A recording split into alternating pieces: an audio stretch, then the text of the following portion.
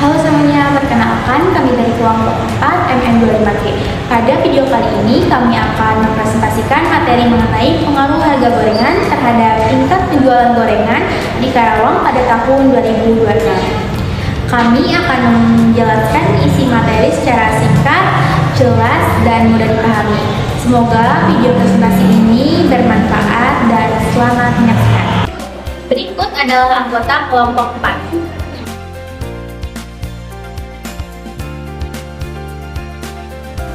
Oke, kelompok kami memilih analisis penjualan gorengan karena gorengan merupakan makanan yang banyak diminati masyarakat, sehingga memiliki data penjualan yang menarik untuk dianalisis. Selain itu, usaha gorengan juga mudah ditemukan dan datanya relatif sederhana, sehingga cocok digunakan untuk menerapkan konsep-konsep statistika, seperti rata-rata, median, modus, dan analisis data lainnya. Dengan analisis ini, kami dapat melihat pola penjualan serta memahami bagaimana statistika dapat membantu pengambilan keputusan dalam sebuah usaha. Oke, pada slide ini saya akan menjelaskan mengenai asumsi klasik. Apa sih itu asumsi klasik? Asumsi klasik merupakan beberapa syarat yang harus dipenuhi sebelum melakukan analisis regresi agar hasil penelitian yang diperoleh valid dan dapat dipercaya. Nah, dalam penelitian ini terdapat beberapa uji asumsi klasik yang dapat kita gunakan, yaitu ada uji normalitas untuk melihat apakah data berdistribusi normal, ada uji multikoloneritas untuk mengetahui apakah terdapat hubungan yang terlalu kuat antar variabel independen, ada uji heteroskedastisitas untuk melihat apakah terjadi ketidaksamaan varian residual, serta uji autokorelasi untuk mengetahui ada tidaknya korelasi antara residual.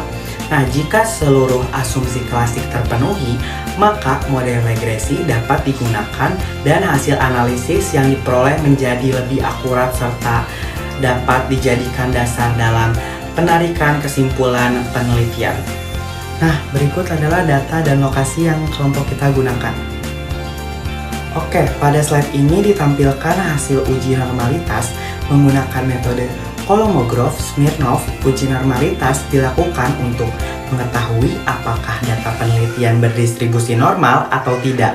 Kriteria pengujiannya adalah jika nilai signifikasi atau p-value lebih besar dari 0,05 maka data dianggap berdistribusi normal. Nah, berdasarkan hasil penelitian atau pengujian diperoleh nilai signifikasi sebesar 0,839. Nah, nilai tersebut lebih besar dari 0,05 sehingga dapat disimpulkan bahwa data penelitian berdistribusi normal.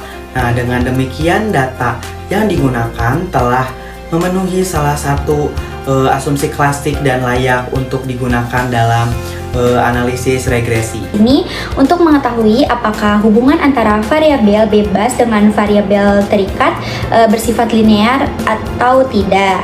Jadi linearitas merupakan salah satu syarat yang harus dipenuhi sebelum melakukan analisis regresi. Berdasarkan hasil pengujian, untuk hubungan Y terhadap X1 diperoleh nilai signifikan deviation from linearity sebesar 0,776. Sedangkan untuk hubungan Y terhadap X2-nya itu diperoleh nilai signifikan sebesar 0,211. Kriteria pengembalian keputusannya pada uji linearitas apabila nilai signifikan lebih besar dari 0,05 maka hubungan antara variabel dinyatakan linear. Karena nilai signifikasi pada X1 sebesar 0,776 dan pada X2 itu sebesar 0,211. Yang keduanya lebih besar dari 0,05. Maka terdapat disimpulkan bahwa hubungan antara variabel bebas dengan variabel terikat bersifat linear. Asumsi multikolonaritas. Pada uji multikolonaritas ini tujuannya untuk mengetahui apakah terdapat hubungan yang sangat kuat antara variabel independen atau variabel bebas. Dengan kriteria yang digunakan yaitu nilai toleransi harus lebih besar dari 0,10 dan nilai VIF harus lebih kecil dari 10. Berdasarkan hasil pengujiannya diperoleh nilai toleransi sebesar 0,977 dan nilai VIF sebesar 1,023. Karena nilai toleransi lebih besar daripada 0,10 dan nilai VIF lebih kecil daripada 0,10, maka dapat disimpulkan bahwa model regresinya tidak mengalami multikolonialitas. Artinya, variabel harga dan lama berjualan tidak saling mempengaruhi secara berlebihan, sehingga keduanya layak untuk digunakan dalam analisis regresi. Di slide ini ada uji asumsi autokorelasi. Uji autokorelasi dilakukan menggunakan Darwin-Watson atau dinotasikan dengan DW untuk mengetahui apakah terdapat korelasi antar residual pada model regresi. Nah, kriteria keputusan autokorelasi negatif yaitu jika 4 dikurangi DW lebih besar dari DU, maka tidak ada autokorelasi negatif. Nah, jika 4 dikurangi DW lebih kecil dari DL, maka ada autokorelasi negatif. Jika DL lebih kecil dari 4 dikurangi DW lebih kecil dari DU, maka hasilnya inconclusive atau daerah ragu-ragu. Hasil perhitungan nilai Darwin-Watson atau dinotasikan dengan DW yaitu sama dengan 2,591 dan DL-nya sama dengan 1,2837 dan DU-nya sama dengan 1,5666. 4 dikurangi DW yaitu 4 dikurangi 2,591 sama dengan 1,409. Nah, selanjutnya dibandingkan dengan nilai DL dan DU, 1,2837 lebih kecil dari 1,409 lebih kecil dari 1,5666. Nilai 4 dikurangi DW berada di antara DL dan DU. Sehingga sesuai kriteria keputusan, hasil pengujian berada pada daerah ragu-ragu atau inconclusive.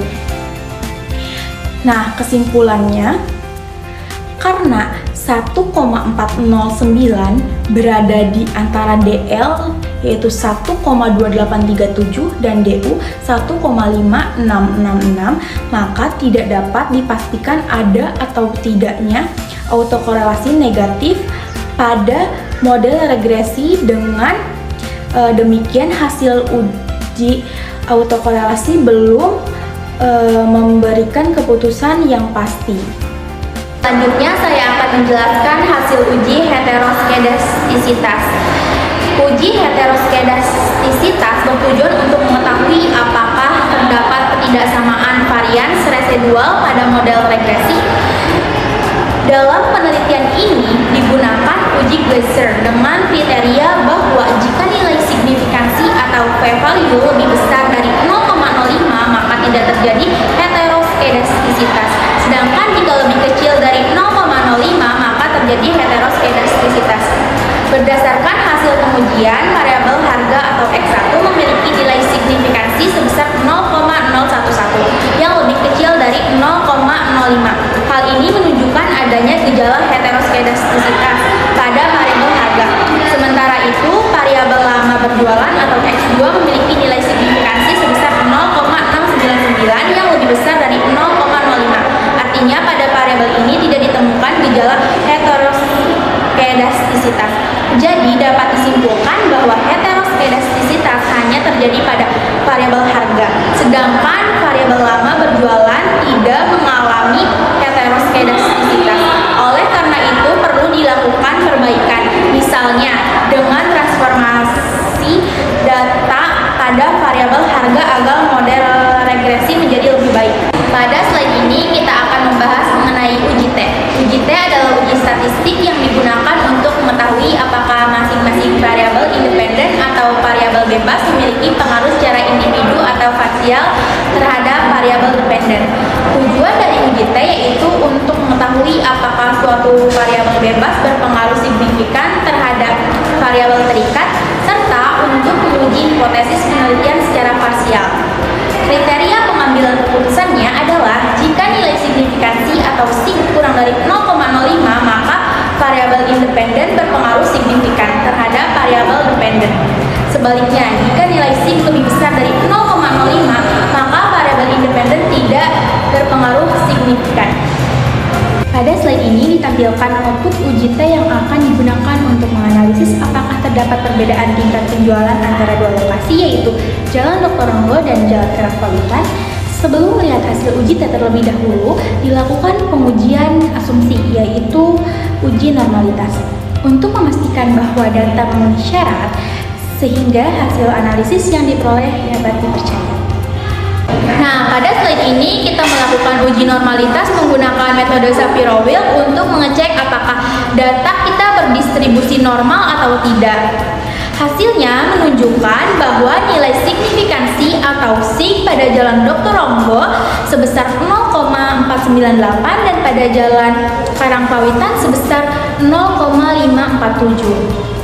Karena kedua nilai tersebut lebih besar dari 0,05, yaitu 0,498 lebih besar dari 0,05 dan 0,547 lebih besar dari 0,05, maka dapat disimpulkan bahwa data dari kedua kelompok berdistribusi normal.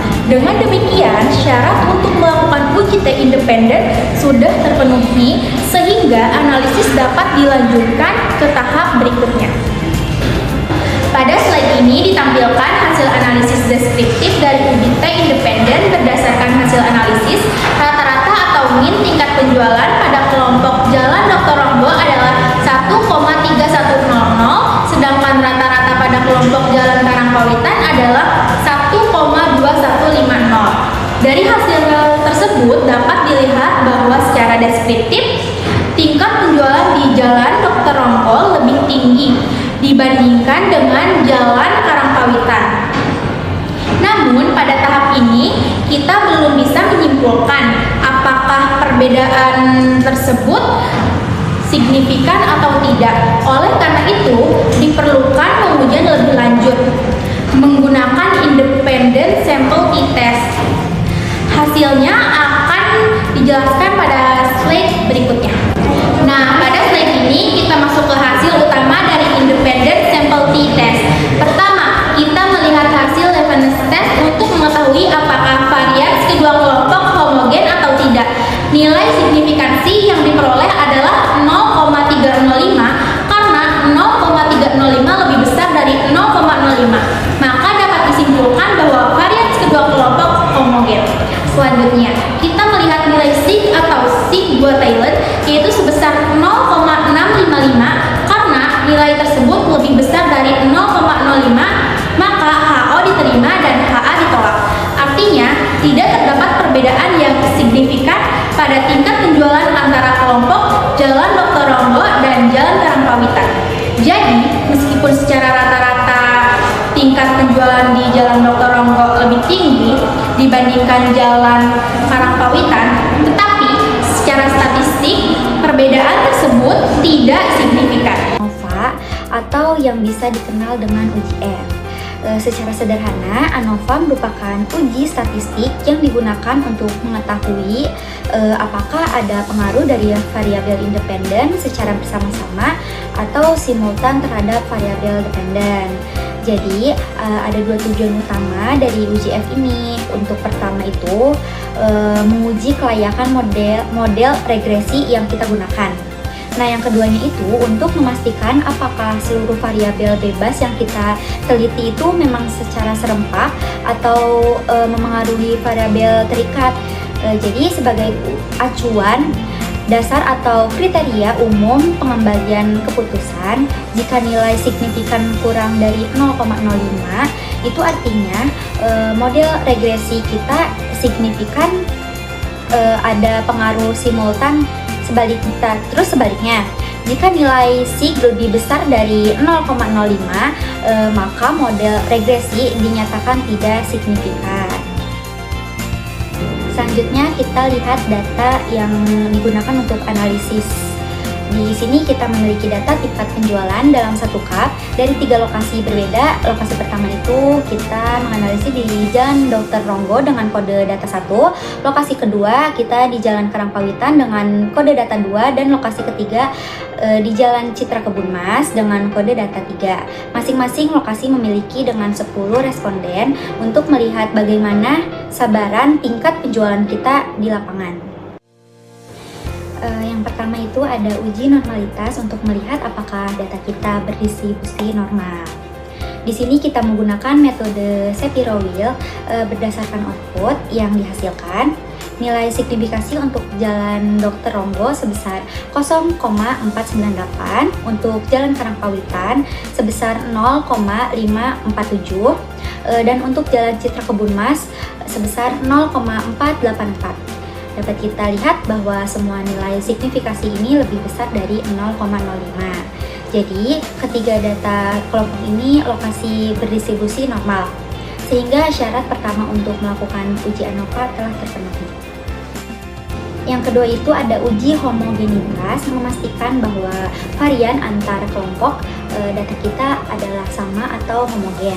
Kita melihat hasil dari Levene statistik baik berdasarkan mean 0,092, median 0,117, median dengan DF disesuaikan 0,123 maupun trimmed mean 0,090. Seluruh nilai signifikasinya menunjukkan angka di atas 0,05 karena semua nilai signya itu lebih dari 0,05, maka bahwa varian antara kelompok data tingkat penjualan adalah homogen. Yang ketiga itu ada deskriptif. Sebelum melihat hasil uji F secara keseluruhan, kita lihat dulu statistik deskriptif dari data penjualan kita. Secara rata-rata mean, tingkat penjualan tertinggi berada di Jalan Dr. Ronggo, yaitu sebesar 131,00 cup. Posisi kedua ditempati oleh Jalan Citra Kebun Mas dengan rata-rata 129,60 cup, dan tingkat penjualan terendahnya itu berada di Jalan Karangpawitan dengan rata-rata 121,50 cup. Meskipun secara deskriptif kita bisa melihat adanya perbedaan angka rata-rata penjualan antar lokasi, kita tetap butuh pembuktian secara statistik meliputi output ANOVA untuk memastikan apakah perbedaan tersebut benar-benar signifikan secara populasi atau tidaknya. Yang keempat ini ada uji F. Berdasarkan tabel output ANOVA didapatkan nilai F hitung sebesar 0,157 dengan tingkat signifikasi sebesar 0,855. Karena nilai signifikasi 0,855 ini jauh lebih besar dari 0,05, maka keputusannya adalah HO diterima dan HA ditolak. Artinya tidak ada perbedaan yang signifikan pada tingkat penjualan di tiga lokasi tersebut. Jadi perbedaan rata-rata yang kita lihat dari slide deskriptif sebelumnya itu, maka statistik dianggap tidak terlalu berbeda. Namun untuk mengetahui secara lebih detail bagaimana perbandingan spesifik antara pasangan lokasi, kita bisa lihat melalui uji lanjut post hoc. Terakhir ini menjelaskan tentang uji lanjut atau post hoc. Karena hasil uji homogenitas kita sebelumnya terpenuhi, varians antar kelompok homogen, maka uji perbandingan berganda ini dapat dilakukan dengan metode post hoc equal variance assumption. Ada beberapa pilihan metode post hoc yang umumnya digunakan dalam statistik seperti LSD, Turki HSD, maupun Boten-Roni melalui tabel multiple comparison. Ini kelompok peneliti atau kita sebagai analisis dapat memilih salah satu metode yang paling sesuai dengan kebutuhan analisis untuk mengidentifikasi secara detail pasangan lokasi mana saja yang memiliki perbedaan penjualan yang paling mencolok. Oke, selanjutnya ada regresi linier sederhana. Itu adalah metode statistik yang digunakan untuk mengetahui dan mengukur hubungan antara suatu variabel bebas atau X dengan satu variabel terkait atau Y. Nah, metode ini tuh bertujuan untuk memprediksi nilai variabel terikat berdasarkan perubahan pada variabel bebas. Untuk model matematisnya itu ada Y sama dengan A plus BX. Dan untuk keterangan-keterangan itu adalah Y sama dengan variabel terikat atau dependent, X sama dengan variabel bebas atau independent. Nah, A-nya itu adalah konstanta atau nilai Y saat X 0.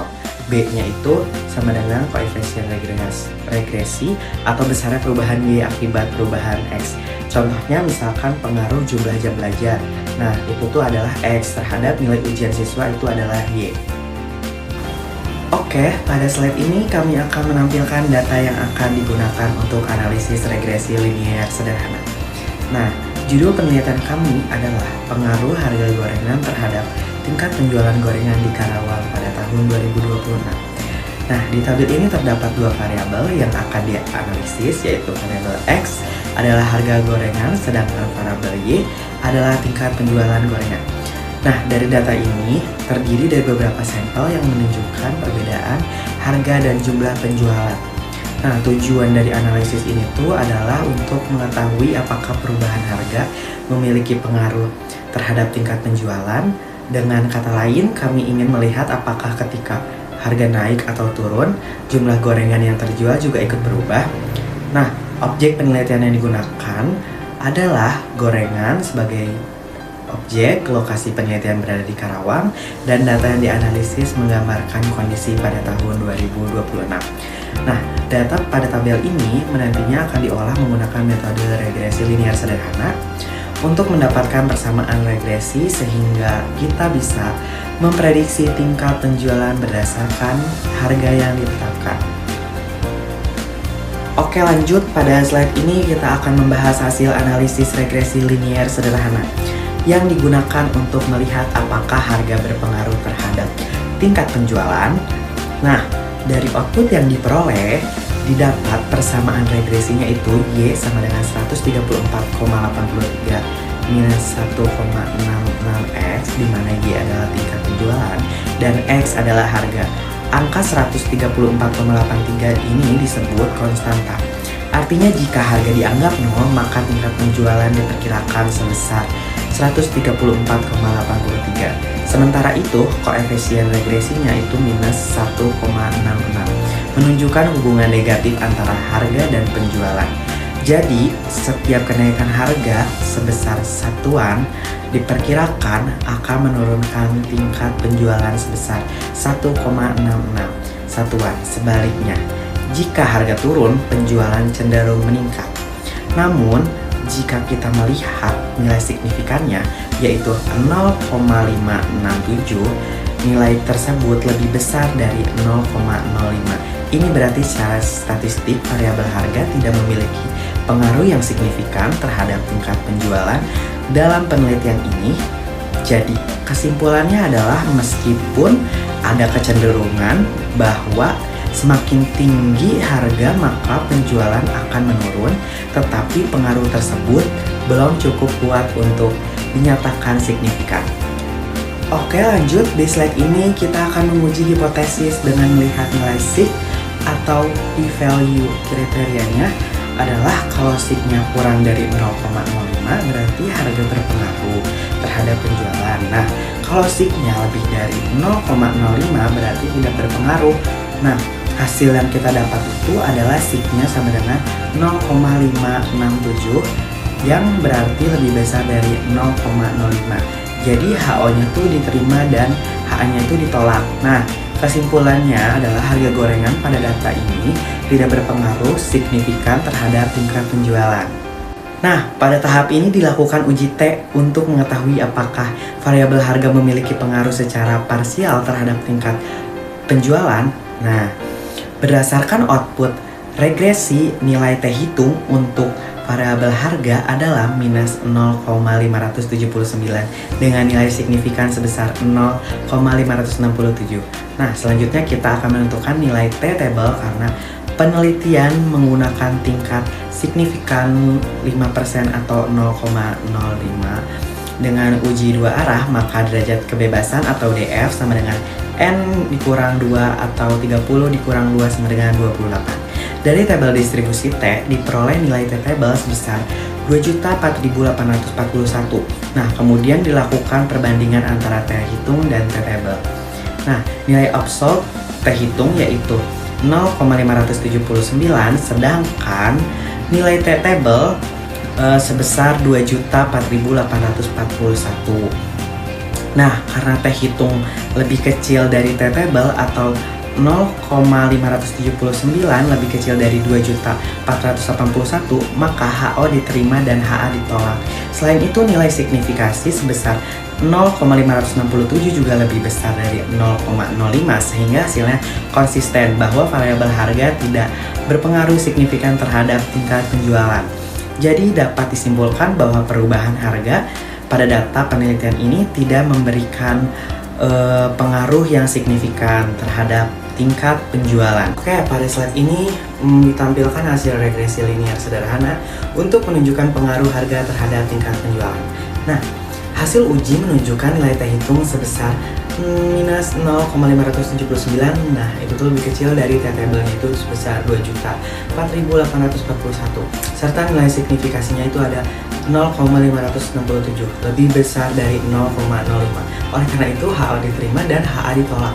Nah, artinya tuh harga tidak berpengaruh signifikasi terhadap tingkat penjualan.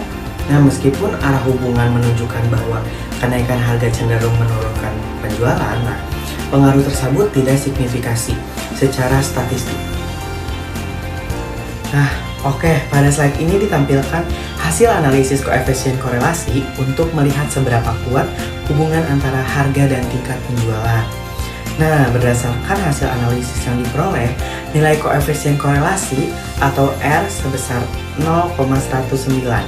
Nah, nilai ini menunjukkan bahwa hubungan antara harga dan nilai tingkat penjualan bersifat positif, tetapi sangat lemah. Nah, artinya ketika harga meningkat, tingkat penjualan cenderung ikut meningkat. Namun, ketika nilai korelasinya sangat kecil dan mendekati nilai 0, hubungan tersebut hampir tidak berarti. Nah, jadi itu dapat disimpulkan bahwa perubahan harga memiliki hubungan yang sangat lemah dengan tingkat penjualan. Nah, sehingga harga bukan merupakan faktor utama yang bisa mempengaruhi penjualan dalam penelitian ini. Oke, pada slide ini ditampilkan hasil analisis koefisien determinasi atau R-square.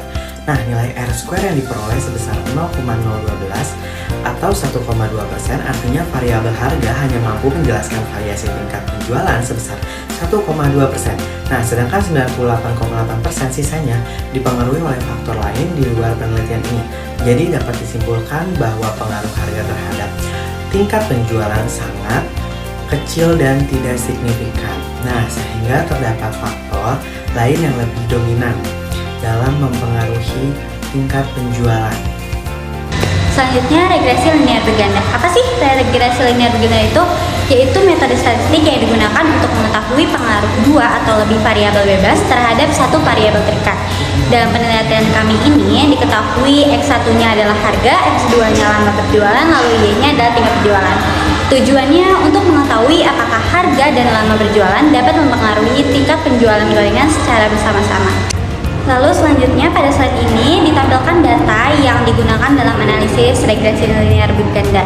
Data ini terdiri dari variabel harga, lama berjualan, dan tingkat penjualan yang selanjutnya akan diolah menggunakan aplikasi SPSS untuk mengetahui hubungan antar variabelnya.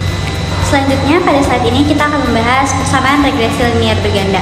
Pada persamaan ini kita menggunakan metode enter, sehingga dapat diperoleh persamaannya sebesar Y sama dengan 143,708 minus 0,002 X1 min 0,881 X2, di mana konstanta yang sebesar 143,708 menunjukkan bahwa jika harga dan lama berjualan bernilai 0, maka tingkat penjualan diperkirakan sebesar 143,708. Dengan koefisien harga sebesar minus 0,022, berarti setiap kenaikan harga satu satuan akan menurunkan penjualan sebesar 0,002 satuan.